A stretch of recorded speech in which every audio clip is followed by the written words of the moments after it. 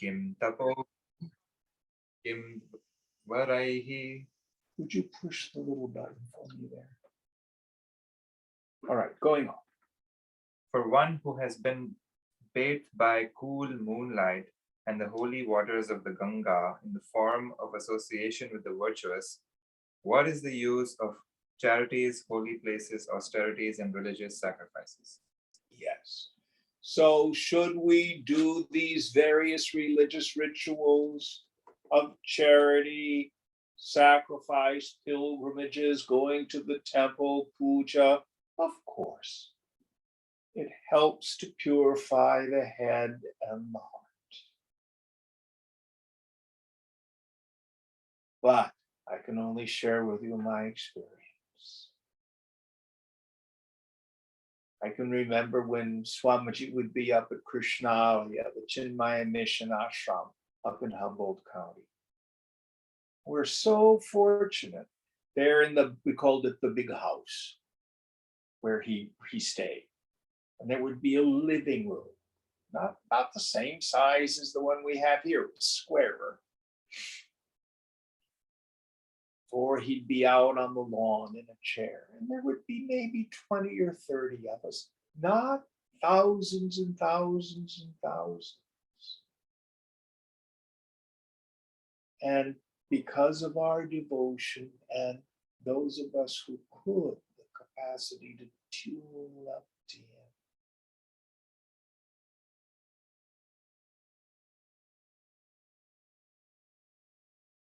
we may have come up to the camp with doubts and questions and issues and stuff like that. But just being around him, all that stuff would fade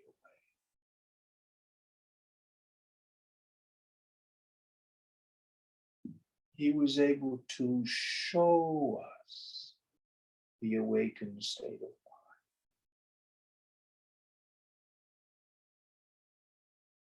For many of us, we would leave the Vedanta, the yoga, there in Krishnalaya, go back to our stupid lives with all our attachments and identifications. It would all fade. Next year, come back. Get tuned up again. Until we get rooted in that place.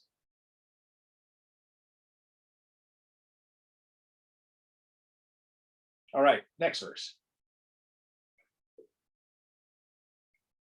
Vinchin granthaya tajjayaha sadhava sarvasam mataha sarvopayena sankhyeyaha te hyupaya bhavam budhau.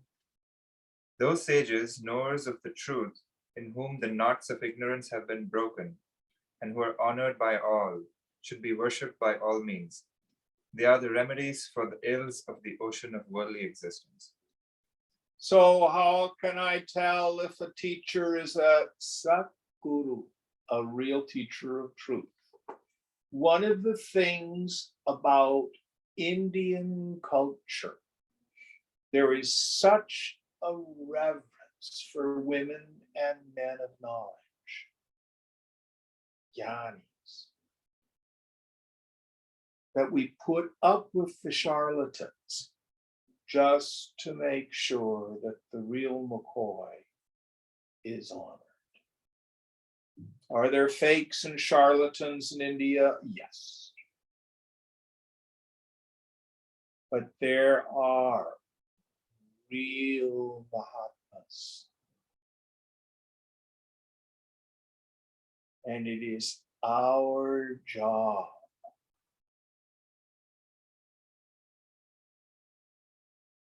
to respect them. In India, to take care of them.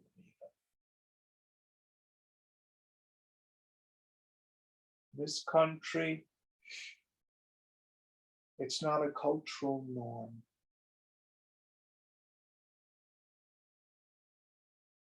People can be walking down the street next to a man or woman of wisdom and not even know it.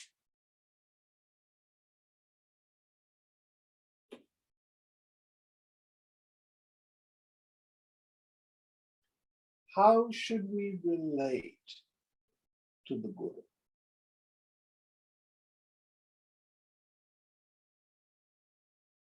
One of the things Swamiji used to say, if you cannot see who I am, then treat me as a mouthpiece for the scriptures. Do not get involved with my personality.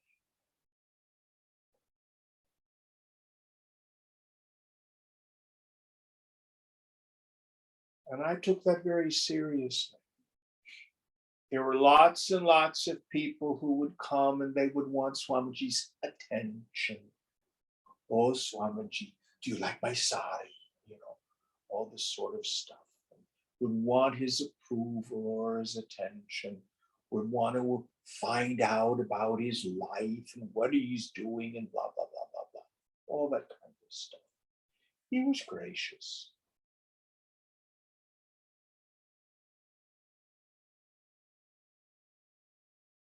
But the serious students were there for one thing. They wanted the knowledge.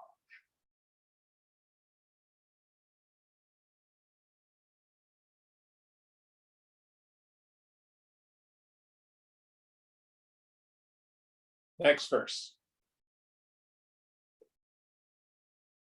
चत्वार एते विमला उपाया भवभेदने यैरम्भस्यातस्त उत्तीर्णान् मोहवारी भवार्णवात्. There are four stainless means for passing through this worldly existence. They, by whom these are practiced, cross over the ocean of worldly existence filled with the waters of delusion. So here again, these four vimala, those without any dirt, those without any stain, four means. Let's see what they are going on. Oh, this was the last verse of the chapter. So he's just recapitulating the four that we've discussed. All right, any questions about that? Going on to the next chapter. Should I read the ending verse of the chapter? Okay. Iti Shri Vasishtha Sangrahe Upadesha Shopakramo Nama Dutiya Sargaha.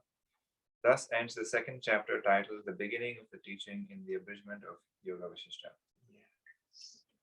So to summarize, first and foremost, to be qualified for this work, we have to have achieved some degree of detachment from the world. Remember in the first chapter, Rama meditates on the impermanence of everything. So he gives up the idea that what's wrong with my life is a person, place, thing, or situation. Then we have to be to some degree adhikari, a fit student, with shama, peaceful mind. What was that? Shama, viveka, santosha, and have sadhu sangha. Those were the four, if I remember, aren't they? I think so. All right, going on, next chapter. Tritiya Sarga. Utpattikramaha. Chapter 3, the manner of origin. Bandha Swarupam, the nature of bondage. Bandhasya tavadrupam tvam kathaya manam idam shrinu tata swarupa mokshasya yatyasi tvam asanshayam. Just now, you listen to this nature of bondage that is being told. Then you will understand without doubt the nature of liberation. Yes. Now, this is interesting. Here, Vasishtha is saying if you clearly understand what bondage is,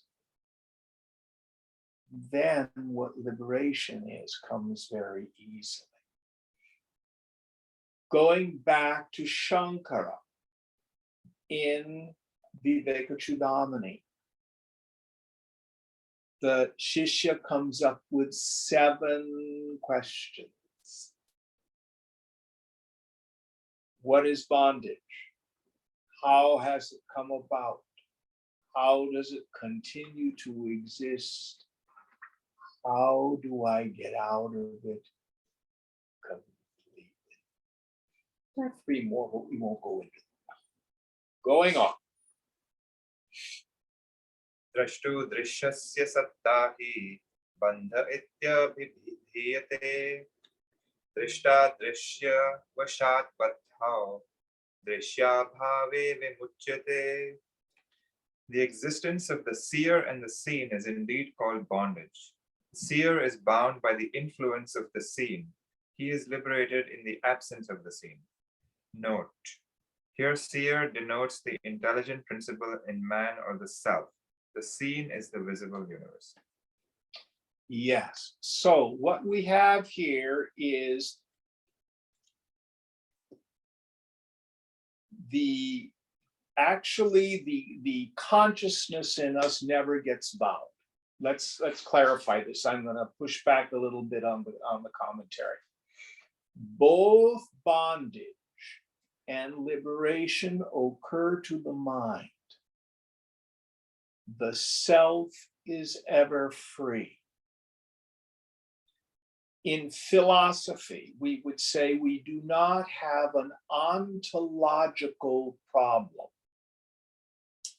An ontological problem is there's something wrong with my being. My being needs to change into another being. Right now, I'm a filthy ego with all these low desires, and I need to become a better person, a sage, or maybe even Brahman. I'm going to become something. What we're going to find is that my bondage is an epistemological problem. It's knowing, not being or becoming. Let me see if I can give some examples. I have 2 that I usually use. The first, for those of us who may come from a Judeo-Christian background, is the story of Moses. So if you remember the story of Moses in the Hebrew Bible, the Pharaoh is gonna kill all the firstborn kids. So Moses's mother says, I don't want my son to die. She wraps him in a blanket, puts him in a wicker basket, and sends him out into the river, into the Nile. So the baby in the basket drifts down river, and Pharaoh's daughter is sitting there by the river, and she sees this basket. She goes out and gets it, finds a baby. So she raises Moses as a prince of Egypt. Actually, the name Moses is a very good Egyptian name. A lot of the pharaohs, like you have Tut, Moses. It's that same name. It's not a Hebrew name at all. It's an Egyptian name. So Moses is raised thinking he's a prince of Egypt. Then as an adult, he discovers that he's not an Egyptian, he's an Israelite. Now, he did not change ontologically. His face didn't change, his body didn't change. He didn't get taller or shorter, his ears didn't get bigger or smaller. But what changed was who he thought he was. And there was a shift in his identification.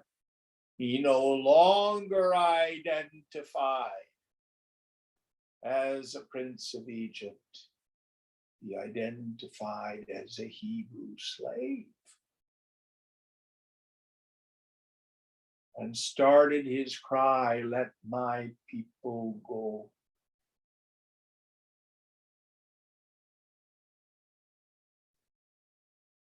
A shift in his deep understanding of who he thought he was.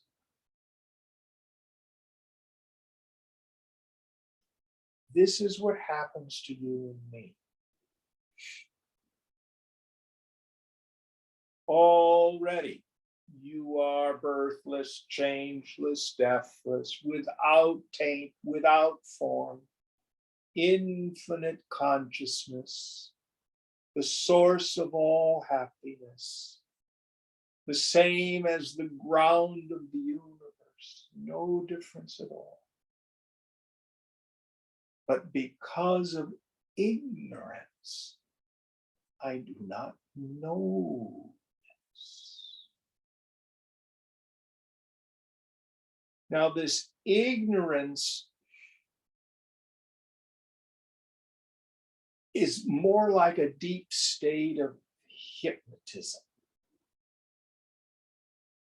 If you go to Las Vegas and you go to one of the casino shows and there's a stage hypnotist, so we can say Puneet and Soundarya go to the stage show, and the hypnotist says, "Come on, Puneet, come up on stage."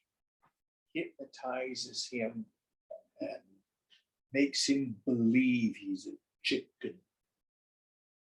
There's Puneet. Everybody's laughing. Would you be laughing? Yes. So the hypnotist goes and comes out of the trance. Now, was he ever a chicken? Well, maybe, I don't know. No. He was never a chicken, but he believed he was a chicken. It's even deeper than that. It's more like the dream identity. So in the dream, you dream you're being chased, that everything is bad, that you're going to be destroyed in something, and then you wake up. Oh, thank God that was just a dream. So this Jiva Bhavana, this deeply rooted belief, this feeling that I'm a person, that I'm an individual, it's very powerful. But it's still not real.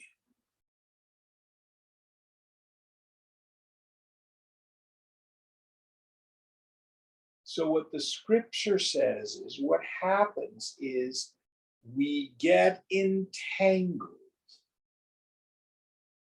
There's a confusion where, in my mind, between the seer and the seen, meaning I attribute to the seer the qualities of the seen. Now, this doesn't mean I'm looking at the couch and I see a pillow, I think I'm a pillow. But if I can do the practice, drishya viveka, discrimination between the seer and the seen. I look at the pillow, I'm not a pillow, I'm the dude looking at the pillow. But if we go to the body itself, when you were a child, you had a little body. You went through adolescence and the body changed. Now you are an adult, the body is changed again. Have you not known all the changes in the body? In fact, the body is not the seer, it is seen.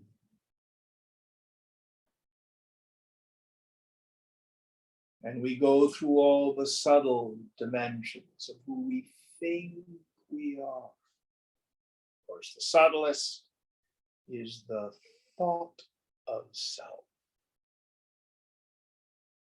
And we'll get to the point where we work on being able to see ego thicken and thin. It becomes clear to me that I'm not the ego. I'm the knower of the ego. So our definition of bondage here is what we call adhyasa. Adhyasa in Sanskrit means superimposition. I superimpose on the self the qualities of the not self. That is my problem. The cause of that is spiritual ignorance. What's the antidote to ignorance? Ganesh doesn't get to answer this question. I'm thinking of a song lyric. Do you know what song lyric I'm thinking of? Ask me what song lyric I'm thinking of. What song? We all live in a yellow submarine. Now you know. How did you know? You inquired. Before you asked me, you were ignorant. What's the antidote for ignorance? Knowledge. How do I gain knowledge? Vichara, vicharena, by means of inquiry. That's how it's done. Any thoughts on this? Because it's important for us to identify what is the problem. Then how do I get out of it?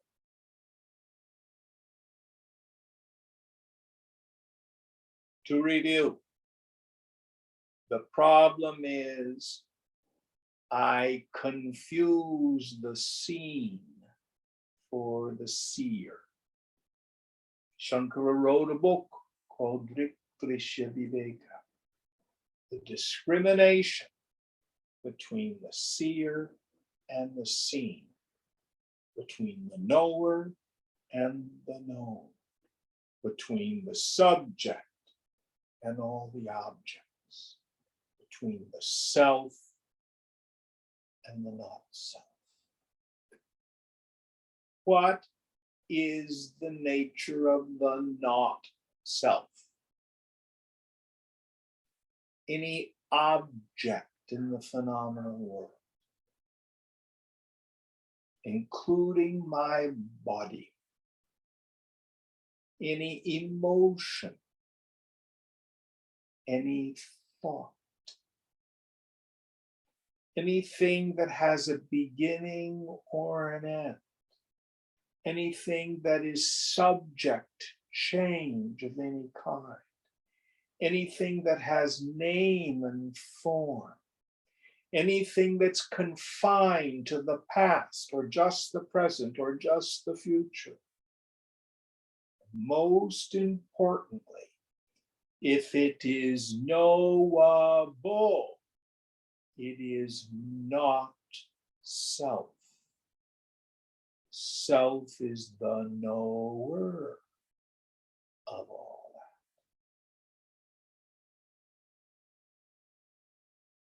This is a practice. In the beginning, we do it in our meditation. Later on, we carry this throughout the day. What we do is we live in Sakshi Bhava, the attitude of the witness, always discriminating between the self and the not self, the seer and the seen. Next verse. Jagatvam aham ityadi mityatma drishyamukhyate yavadetat sambhavati tavan moksho na vidyate. The world, you, me, and the like, constituting false nature, is called the seen. As long as this exists, liberation does not happen. So the world, you, me, meaning my individuality, all the nama rupa, the name and form, as long as I take it as real,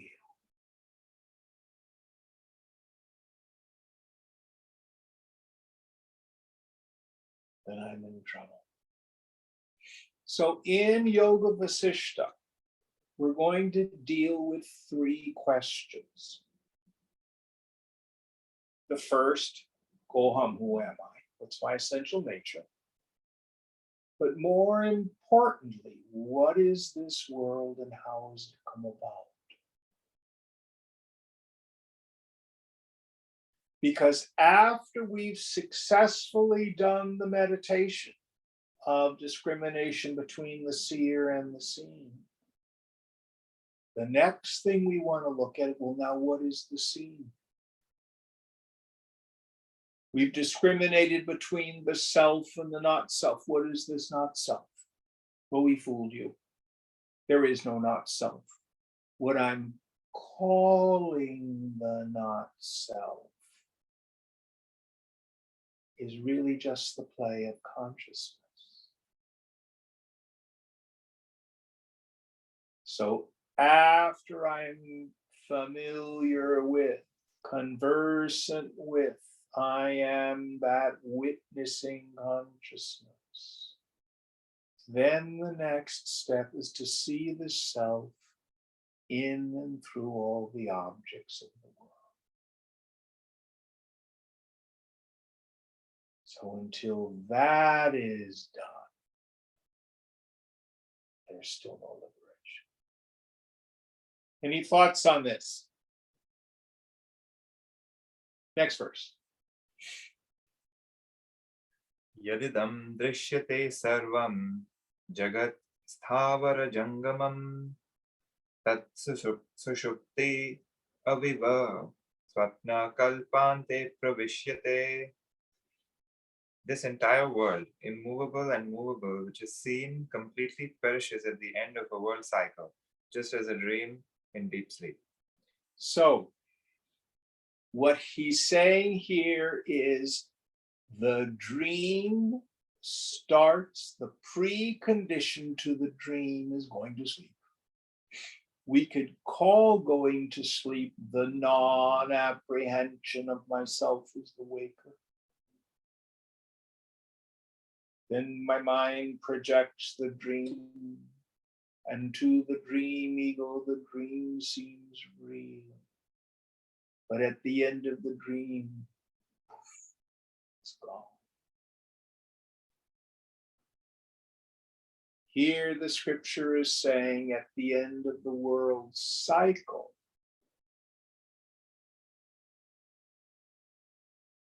the dream of Ishwara goes away in the same way. Now, whether you believe in pralaya, that the whole thing's going to disappear, is immaterial. What we're talking about here is samadhi. So for the yogi, when she reaches the stage where the mind ends, or what you used to say, when the last thought is thoughted, before the next thought starts thoughting.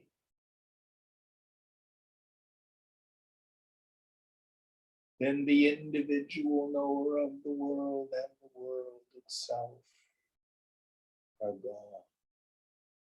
But something remains. A hug.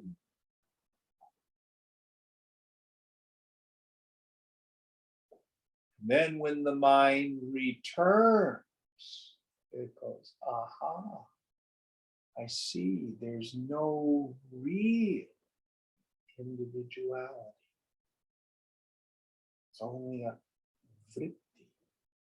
That's all it is.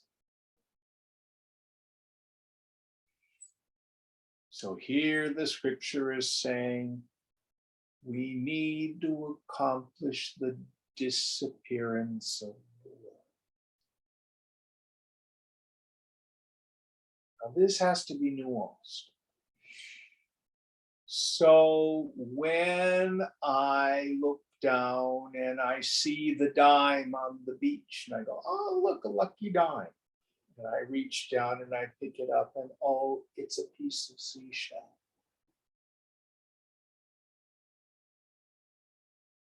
The dime has disappeared. Throw it back on the sand. It still looks like a piece of silver. That's the rope and the snake argument they keep going back to in yoga. More isn't it? mirage waters in the desert, because when we have rope and snake, when you finally apprehend the rope, the snake is not available for perception. What I'm talking about now is your senses continue to perceive a world, but your knowledge is the play of consciousness.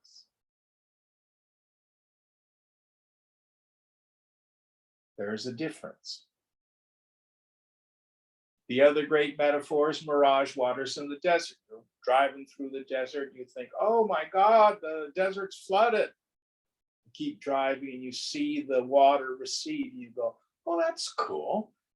It's not flooded at all. It's a mirage, but it still looks like water. But your knowledge is sand. So for the person in ignorance, they see a world of name and form, and it's out there. It has separate existence. It has separate joy-giving and misery-producing qualities. I need to go after it to get that stuff or to get away from that stuff. But for the man or woman of wisdom, they see the same world, but they are not fooled by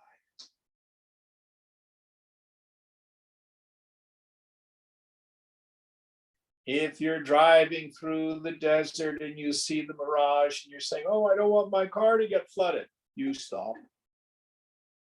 You are fooled by the mirage. Once you know it's a mirage, you keep driving.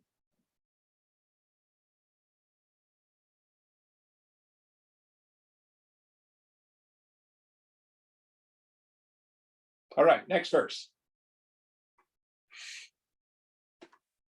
Tata sthimitaram bhiram na tejo na tamastatam anakhyam anibhavyaktam satkinchit avishyate. There is then a still profound existence that is left behind, nameless and unmanifest, neither light nor darkness pervades. Yes. So here, cosmically speaking, at the pralaya, at the end of the whole age, something remains, Brahman. But here, what we're talking about is when we have manonasha, the destruction of the mind, we don't mean here the enfeeblement. It means when all the ignorance is gone. When we enter into samadhi. The world disappears. Something remains behind.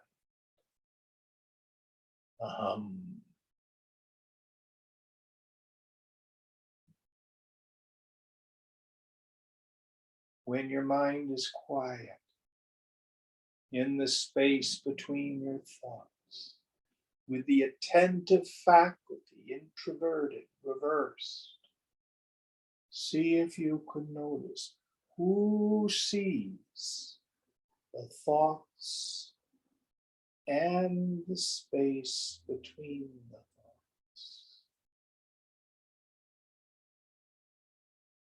Sometimes it's first perceived when you inhale before you exhale, or sometimes after the exhale,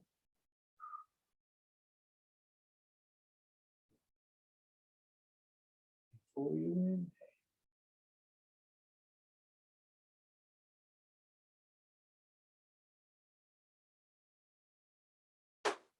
Look within. Who are you? See, there's nothing there. Yet that no thingness shines. It's pure existence, pure awareness, vast and empty. Don't believe me. Don't believe the scripture. Go there and find out.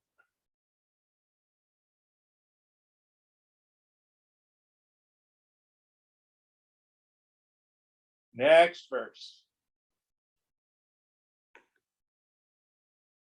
ऋतम् आत्मा परं ब्रह्म सत्यम् इत्यादिका बुधैः कल्पिता व्यवहारार्थं तस्य संज्ञा महात्मनः.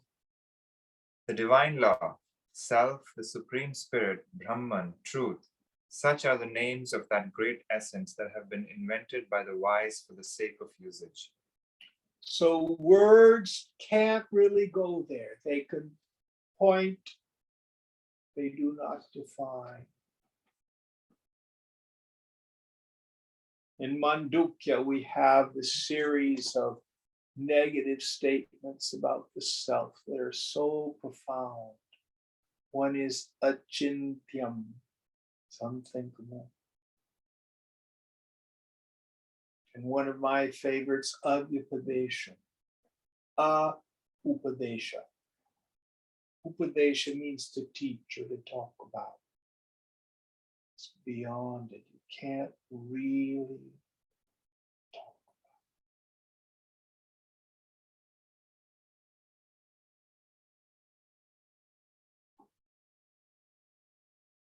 All the names of God just point. They do not define. How is it knowable and unknowable? Mind cannot go there. But you know it because it's yourself. When are you ever not you?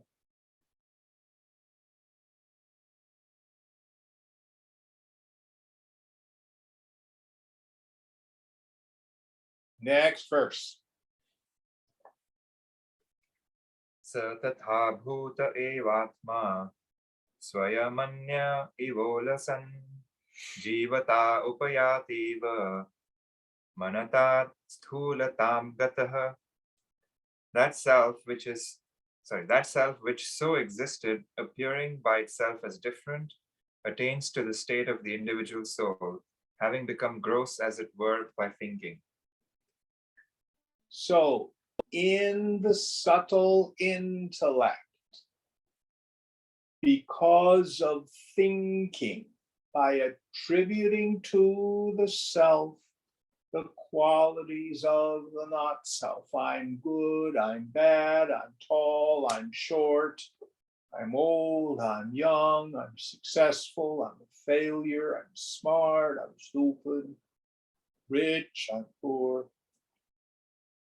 I attribute to the self the qualities of the not self, a phony self arises, a shadow self, a counterfeit self, called the jiva, the individuality. I prefer the term jiva bhavana, the attitude of feeling like a person. Ahankara, it's called egoism.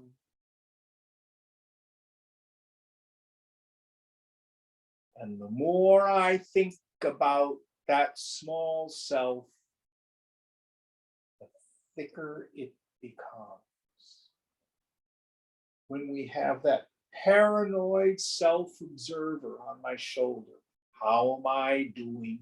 Am I okay? What do they think of me? Don't you know who I am? Trying to secure or solidify this chit chaya,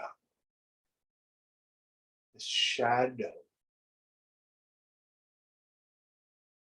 this counterfeit self. The more self-obsessed we become, I mean that with a small s, I'm going to make it backwards this way, the more painful that state is.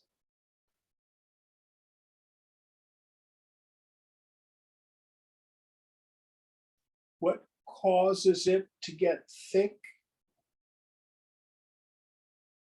Thinking about it. Chintya.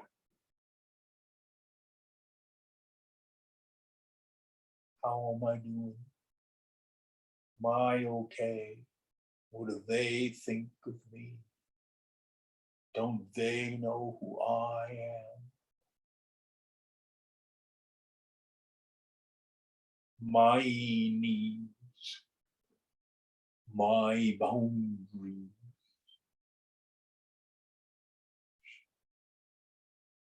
I need mine. The more we get into that, the thicker that phony sense of self becomes. It's not real, but it sure is powerful.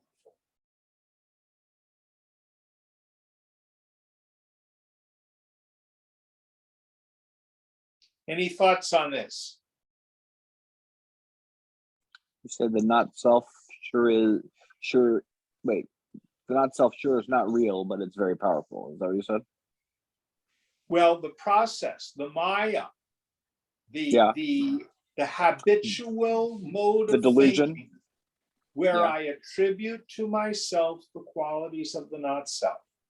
It's very powerful, but it can be undone, Justin, through practice. Through All my thinking seems extremely repetitious from what I've noticed. It's all practice, all my thinking. Yeah. Well, but if your repetitious thinking is all egocentric. Well, that's my point. Yeah, that's my point, is that it's, knowing that is not, is the booby prize. okay. The challenge is to practice self-forgetting. Yes, I agree. That's definitely what I'm trying to practice. I still get caught up in my ego. I was noticing how big it was today because I always have a desire to be right. And I'm like, who cares? It's, it's not even you. But yeah. Sorry to interrupt. I don't know. Any other thoughts or comments on this? Jim, I have another question about what you just said. Sure. About self-forgetting. You said we should practice self-forgetting. So I feel that, the mind, it's like a kind of a laser which, needs to point towards something. And, keeping on the narrative is easy because, the mind can sort of point towards something that you construct. But if I have to practice self-forgetting, then in some sense, I don't know where to put this laser anymore. Okay. Excellent question. There are two places to point the laser. The first, put your mind where your hands are working. Put it on the person you're serving. Put it on the task at hand. Put it on God if you want to be devotional. But the other place is pointed at the real self, not the ego. Oh, I'm so triggered. To whom did this happen? To me, who am I?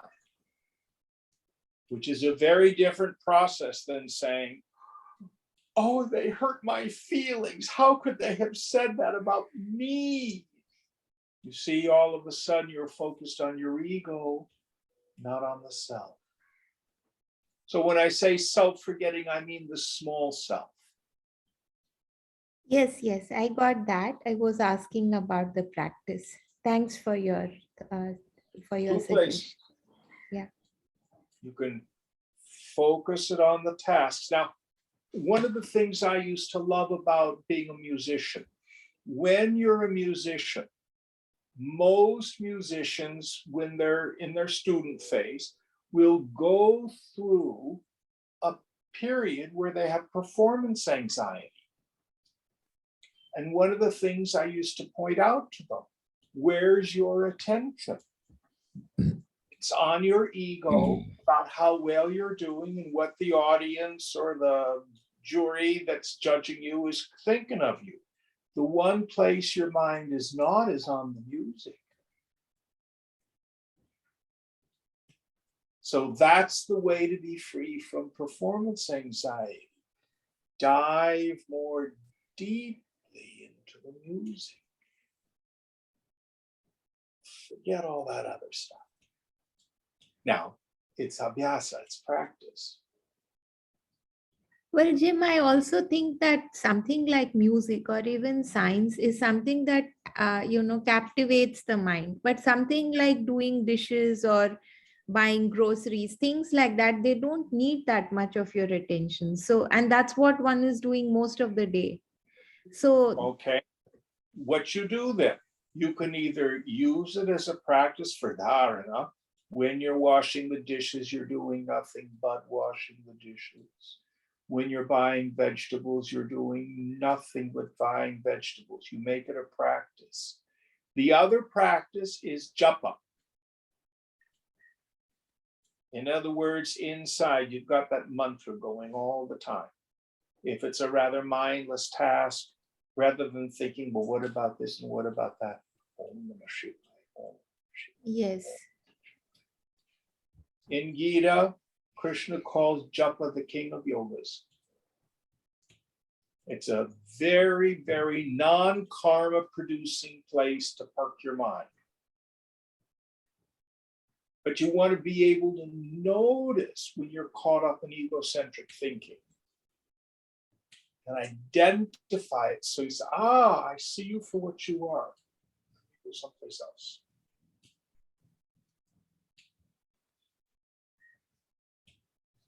Thanks. Good Jim. question. Good question. Anybody else on this topic? All right, next verse. Mano bhavati bhutatma taranga iva varidhehe teneyam indrajalishri jagati pravitanyate. The mind becomes the individual soul just as the wave arises from the ocean.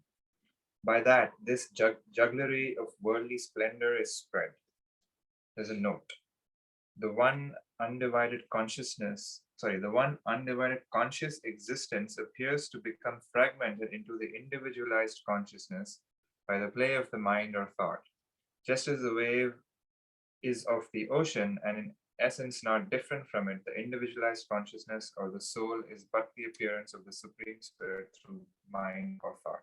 So the substratum of the ego sense is Brahman. What is egoism? It is awareness plus stupid thoughts. all it is. There is no thing called an individuality. What it is, it's an event.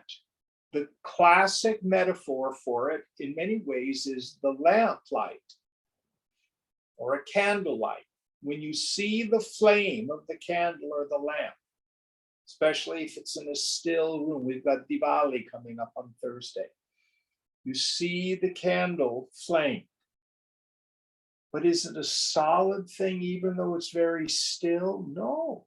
It's the constant oxidization of gases. It's an event. So egoism is not a thing. When I think I'm a person, that there's a gym there that's a solid thing. It's a constant event, like a flame. That's what makes me feel so insecure. Because then the ego's trying to secure something that's ephemeral.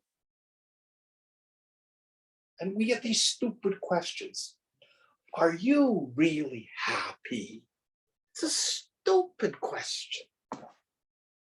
Today I'm happy, and now my nose itches, and now I'm thinking about breakfast, and all it's constantly moving.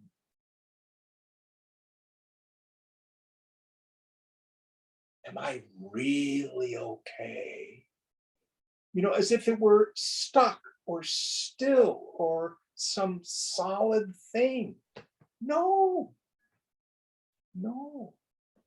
It's an event. It's like a flame. And none of that is me.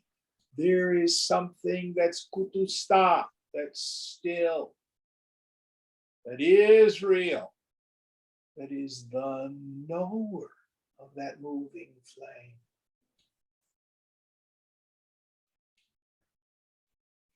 Stop the mind and all those ideas of self disappear. So before samadhi dawns on the mind, we start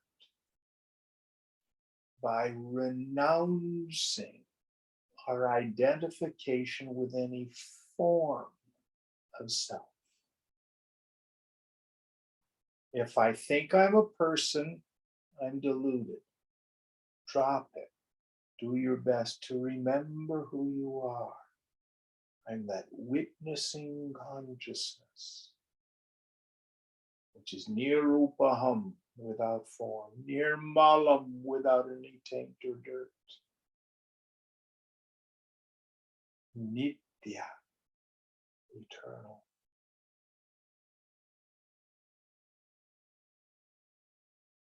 Asangaha, always unattached.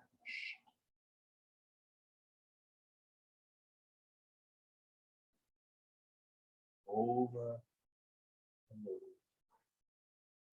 This is called jnana abhyas, the practice of knowledge. It's a kind of thinking that gets us beyond our thinking.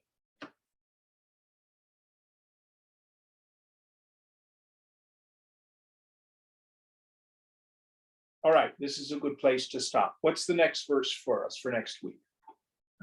Verse 9, chapter 3. Chapter 3, verse 9. We'll end here. Om Purnamada Purnamidam Purnat Purnamudachyate Purnasya Purnamabhaya Purnameva Vasishtha. Om Shanti Shanti Shanti. Hari Om Sri Guru Bhyo Namaha. Hari Om.